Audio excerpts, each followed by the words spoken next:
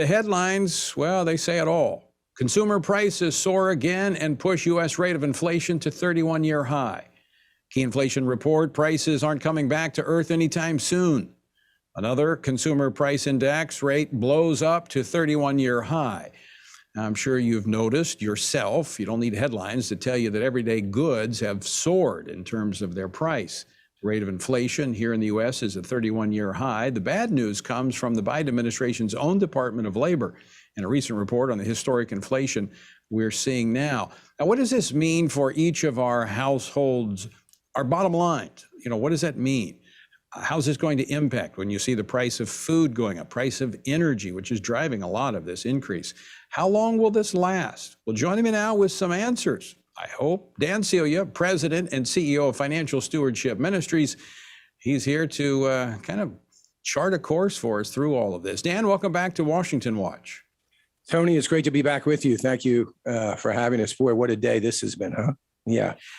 I mean, these headlines, if I weren't saved, I'd be scared. Yeah, it's true. Man, it is, we haven't seen this since 1990. It is incredible rate of inflation. Everything that we said it was going to be, unfortunately, I think I said back in February, I don't want to be right about this, but I know I'm going to be, and so does the Federal Reserve. They just can't bring themselves to saying it. And yeah, this inflation is here to stay for a while. It's only going to get worse. It is literally impossible. I said in February that it's impossible for it not to be anything but, it's going to be anything but transitory. And it's impossible for it not to get worse right now. I mean, when we look at all the indicators out there, there's no relief in sight on the supply chain. We still need 80,000 truck drivers. Gasoline prices are still going up. President Biden is President Biden.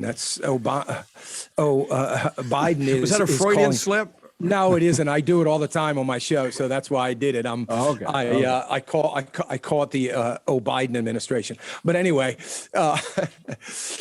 President Biden has to take full blame for all of this.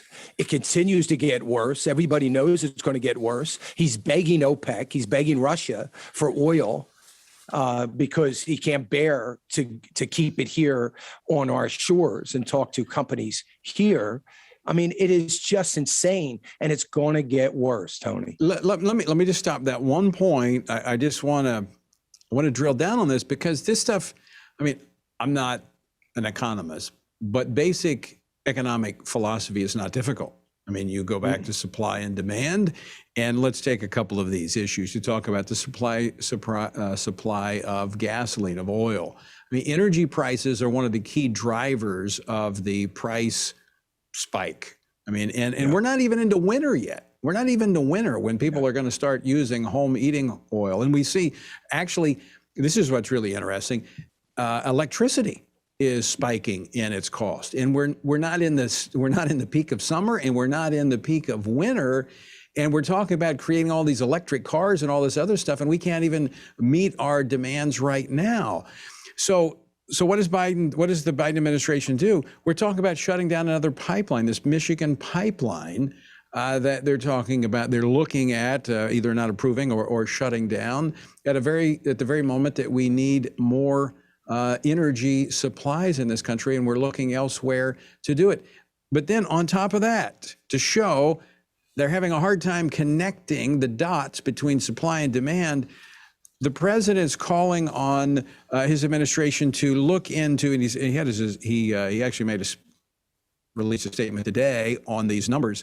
He said, I have directed my National Economic Council to pursue means to try to further reduce these costs and have asked the Federal Trade Commission to strike back at any market manipulation or price gouging in the second sector, talking about energy. So the supply dwindles, the gas stations and others raise the prices, and he's accusing them of price gouging?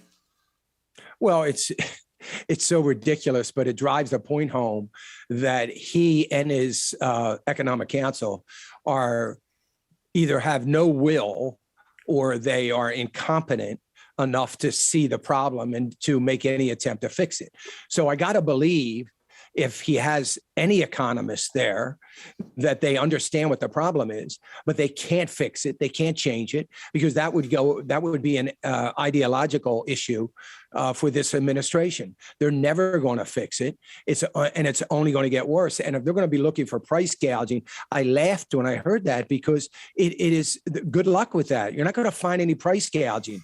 Nobody wants to be price gouging, and they're not going to.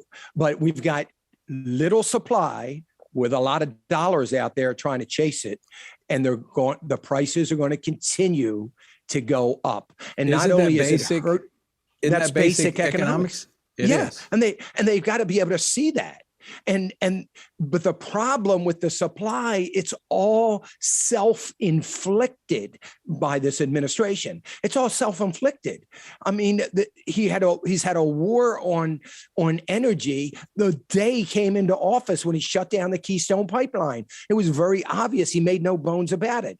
And I guess he thought that was going to happen, and there wasn't going to be any price increases. Or did he just not care about the price increases? Is this another crisis that the left needs? I don't know about that, but it is another crisis. And it is a crisis that is going to be here to stay, and is only going to get worse. And it's going to impact the economy. But this is one that every time you pull into the gas station to fill up your car, Yes. you're reminded of. This is not, if I were, I've been in politics a while, and these are not the kind of reminders you want people getting on a regular basis, that you're the one that's making them pay 50% more for their gasoline. And that's exactly what happened, in Virginia. As much as the school issue was such a big one, the number one thing out of the polls was the economy. They were concerned about the economy. And, I'm not taking anything. I love the idea that the focus is on the schools and the teachers. I love that. I'd rather be there. But the fact of the matter is, everybody, if they weren't worried about that, they were worried about the economy. This is going to be a 50-seat loss for the Democrats in the midterm elections, all because of gasoline prices, all because they wanted to wage war against the oil companies. That's what this is about. And you're begging OPEC and Russia as if that's going to stop the carbon footprint from being made, if they produce it there. That's crazy. It's just, there's no logic to it. It's so ridiculous. And the other part is to think people are that stupid. Nobody. He owns this, Tony. He owns everything that is going on in this economy. He owns it lock, stock, and barrel. Everybody knows that. The Democrats know it. The left knows it. He's getting full credit for this problem. And that's the beauty of it, if you can find beauty in it. I rarely disagree with you. But I do think people are there are some people out there that are that stupid. Okay.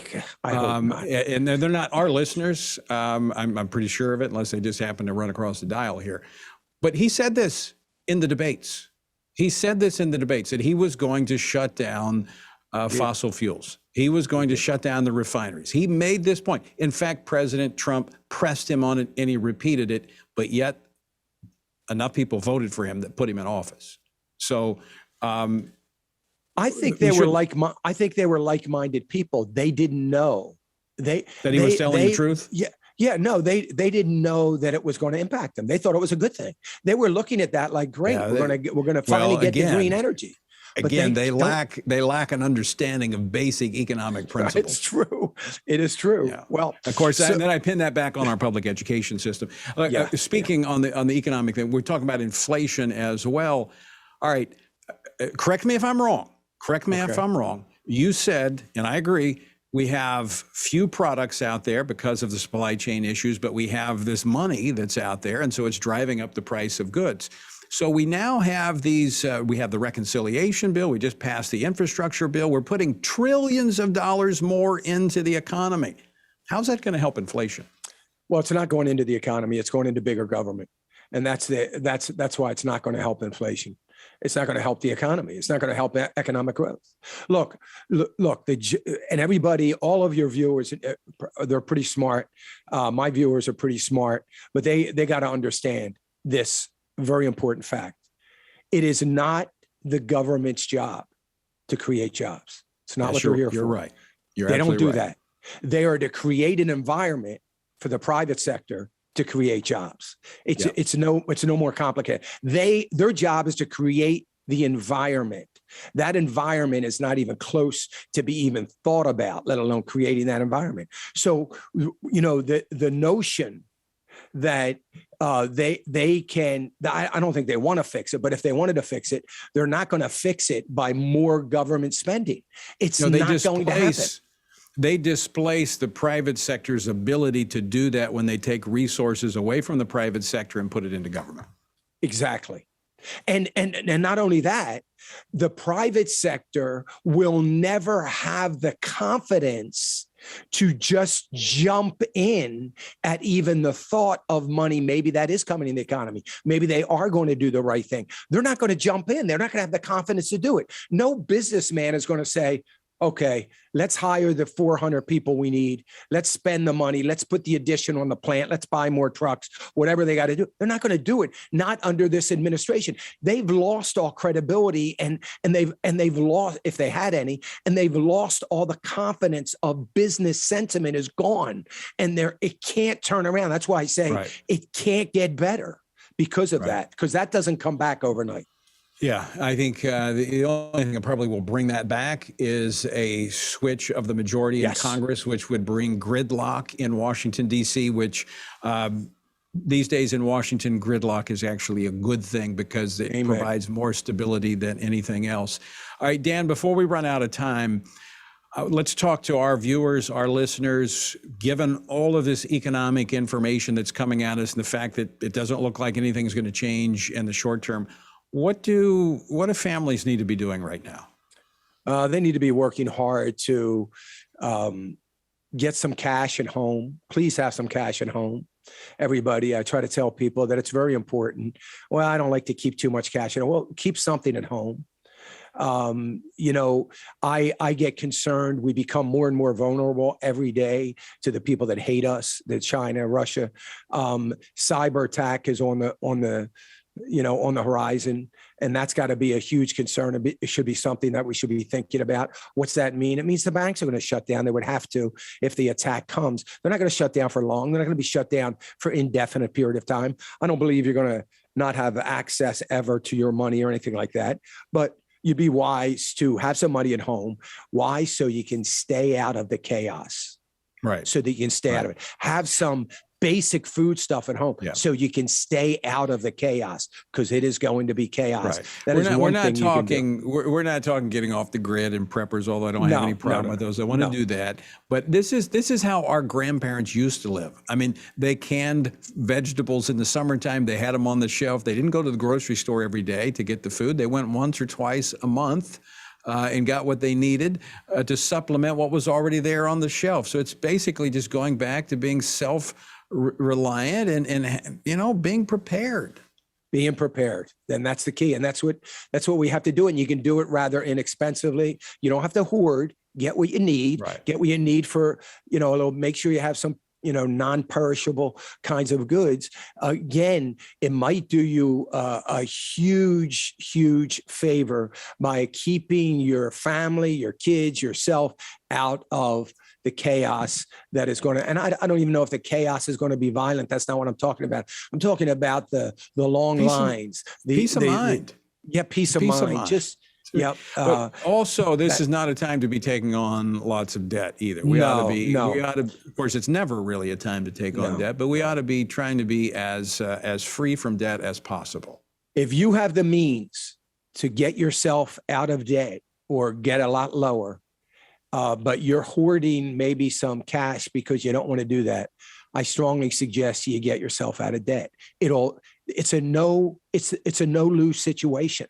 If nothing goes wrong, you're still in better shape than you were. Yeah, if everything goes wrong, you're in better shape than you would have been. It's a no-lose situation. Let go of some of that if you have the means, and get out of some of that debt. All right, so there it is. You have from Dan Celia, get some beans and bullets, and there you'll go. Good. Dan, always great to talk with you. Thanks so much for joining us today. Great talking with you. Thank you, Tony. It's great to be here.